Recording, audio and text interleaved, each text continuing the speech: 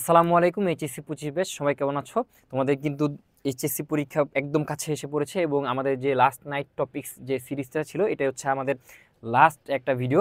তো এই ভিডিওতে আমরা আলোচনা করব জিনতত্ত্ব এবং বিবর্তন। এই যে অধ্যায়টা আছে এই অধ্যায়ে দুইটা জিনিস আমাদের পড়তে হবে, একটা হচ্ছে জিনতত্ত্ব আর একটা হচ্ছে আমাদের বিবর্তন। এখন দেখো জিনতত্ত্ব থেকে কি আসে আর বিবর্তন থেকে কি আসে। জিনতত্ত্ব থেকে আমাদের আসবে সিকিউ, সবচেয়ে বেশি আসবে সিকিউ, আর বিবর্তন হচ্ছে ইম্পর্টেন্ট এমসিকিউ এর জন্য। ঠিক আছে, এটা আগে ভালোভাবে বুঝে নাও। ঠিক আছে, তোমরা যদি মনে করো যে জিনতত্ত্ব এটা যেহেতু বুঝে পড়তে হয়, না বুঝলে হচ্ছে তুমি ওই যে ছক আকারে বা তোমাকে যদি বলে ফার্স্ট ফিলিয়াল জেনারেশনে কি করতে হবে, সেকেন্ড ফিলিয়াল জেনারেশন কি করতে হবে, তুমি হচ্ছে অনুপাত সব তুমি প্রমাণ করো, তখন কিন্তু তুমি পারবা না। সেক্ষেত্রে অন্তত জিনতত্ত্ব যদি না বুঝে থাকো, একদম বেসিক কিছু পড়ে তুমি হচ্ছে বিবর্তনে ফোকাস দিবা। ঠিক আছে, আমাদের যারা ফাইনাল গিয়ার কোর্স করছো এই অধ্যায়ে কিন্তু খুব ভালোভাবে তোমাদেরকে দেখাই দেওয়া হয়েছে। ঠিক আছে, তো আমরা দেখি এখান থেকে কোন কোন বিষয়গুলো খুব ইম্পর্টেন্ট। এক নাম্বার যেই জিনিসটা করবা এই অধ্যায়ে, যে প্রথমে কাজ হচ্ছে তোমার মেন্ডেল সাহেবের যে দুইটা সূত্র,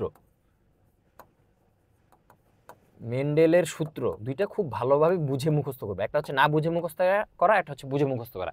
এত বড় সূত্র তুমি না বুঝতে মুখস্থ হবে না। ঠিক আছে, জিনিসটা বুঝে তুমি মুখস্থ করবা। একটু সময় দাও, একটু সময় দাও, এখন কিন্তু ফাঁকি মারার বয়স নাই। ঠিক আছে, তো এখন দেখো এই সূত্রটা যখন তুমি বুঝবা, তারপর হচ্ছে তোমার কাজ হচ্ছে যে এই সূত্রের যে প্রমাণ, এবং মেইনলি তোমাদের পরীক্ষায় যেটা আসবে, কারণ তুমি যদি সূত্র না পারো, সূত্রর প্রমাণটা যদি না বুঝো, সেক্ষেত্রে কিন্তু তুমি এই যে প্রথম এবং দ্বিতীয় সূত্রের ব্যতিক্রম পরীক্ষা আসবে তুমি বুঝবাই না। ঠিক আছে, কোশ্চেনই ধরতে পারবে না। ঠিক আছে, বা তুমি হচ্ছে এইখান থেকে তুমি আনসার করতে পারবে না। খুবই ইম্পর্টেন্ট, এই অধ্যায় থেকে কোনো কিছু না আসলে এই জিনিসটা আসবে, মানে এই জিনিসটা আসে এখান থেকে। একটাই জিনিস পড়ার আছে, মানে যদি একটা পড়তে চাও, মানে এটা আসবেই আসবে, এটা দিয়ে তুমি পার করে দিতে চাও, সেটা হচ্ছে প্রথম এবং দ্বিতীয় সূত্রের ব্যতিক্রম।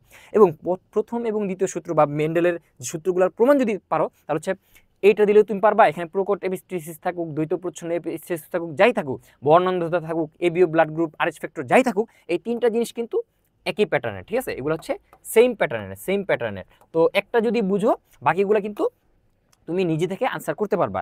আর এইটা করার জন্য তোমার কিন্তু ভালোভাবে জিনিসটা বুঝতে হবে। না বুঝতে ভাই মাফ চাই, তুমি এখানে আনসার করতে যাও না, তুমি হচ্ছে ধরা খেয়ে যাবে, তোমার এখানে অনেক সময় যাবে, আর জিনিসটা হচ্ছে খাতা কাটাকাটি হয়ে যাবে। তো তখন হচ্ছে তুমি মার্কস কম পাবা, একটা ব্যাড ইমপ্রেশন ক্রিয়েট করবা। আর যদি ভুল করো, সেখানে তার কিছু করে না, তখন হচ্ছে কাইটা আবার মানে যে সময়টা নষ্ট করছে আরেকটা সিকিউ তোমাদেরকে লিখতে হবে। তো ভালোভাবে পারলেই এটা হচ্ছে তোমরা পুরো ঠিক আছে লিখতে যাও। তারপর হচ্ছে এইটা, আর হচ্ছে নবম অধ্যায়ে প্রথম পত্রের নবম অধ্যায়ে সে হচ্ছে C3 সাইকেল, C4 সাইকেল, তারপর হচ্ছে গ্লাইকোলাইসিসে 38টা এটিপির হিসাব। এই জিনিসগুলো যদি না বুঝো, মানে 100-এ 100 মুখস্থ করতে যাও না, পরীক্ষা হলে কিন্তু 100% ধরা খাবা। ঠিক আছে, কিছু কিছু জিনিস কিন্তু খুব ভালোভাবে মুখস্থ করতে হয়। আর যে জিনিসটা পড়তে পারো সেটা হচ্ছে আর্কিওপটেরিক্স, বা এখানে সরাসরি এভাবে আসে যে এমন একটা জীব যার মধ্যে সরীসৃপীয় এবং পক্ষীকুলীয় দুইটা বৈশিষ্ট্য আছে, সেই জীবটাকে তুমি কি করো, ব্যাখ্যা করো। এখানে হচ্ছে তার ছবিও দিতে পারে, ছবি দিয়ে হচ্ছে তোমার বুঝতে হবে, তোমার নিজের ছবি আঁকাইতে হবে না, ওরা হচ্ছে ছবি দিবে। তো এখানে হচ্ছে তার বৈশিষ্ট্য ব্যাখ্যা করতে হবে, পাঁচটা পাঁচটা করে বৈশিষ্ট্য লিখে দিবা। ঠিক আছে, পক্ষীগুলো 5টা বৈশিষ্ট্য, সরীসৃপও 5টা বৈশিষ্ট্য। এবং যখনই হচ্ছে এরকম যদি কোশ্চেন করে, মেইনলি হচ্ছে এখান থেকে গ ঘ দুইটাই আসে। আর যদি এখান থেকে কোশ্চেন করে, তখন সাথে হচ্ছে জীবন্ত জীবাশ্ম হিসেবে তোমার প্লাটিপাস, তা হচ্ছে ল্যাটিমারিয়া, এগুলো দিয়ে তোমার কি করে কোশ্চেন করতে পারে। তো জীবন্ত জীবাশ্ম সম্পর্কে তোমরা একটু পড়ে যাবা। তো মেইনলি কোনো কিছু না পড়তে চাও, তাহলে হচ্ছে এটা পড়বা। যখন এটা পড়বা, এটা যদি বুঝে পড়ো, এই দুইটা তুমি কি আনসার করতে পারবা। ঠিক আছে, মাঝে মধ্যে হিমোফিলিয়া আসে পড়ে, ওটা খুব কম আসে। হিমোফিলিয়া আসলে কি একই তো ভাই, প্যাটার্ন একটা, তুমি একটা প্যাটার্ন শিখবা। ঠিক আছে, মানে বলতে গেলে এটা কিন্তু 4টা টপিক না, এখানে হচ্ছে 2টা টপিক। ঠিক আছে, তো তোমরা যদি এটা যদি বুঝে থাকো প্রথম এবং দ্বিতীয় সূত্রের ব্যতিক্রম, তাহলে ইনশাল্লাহ তোমাদের এখান থেকে আর কিছু পাওয়া লাগবে না। আশা করি এখান থেকে তুমি সিকিউ পাওয়া, এখান থেকে আনসার করতে পারবা।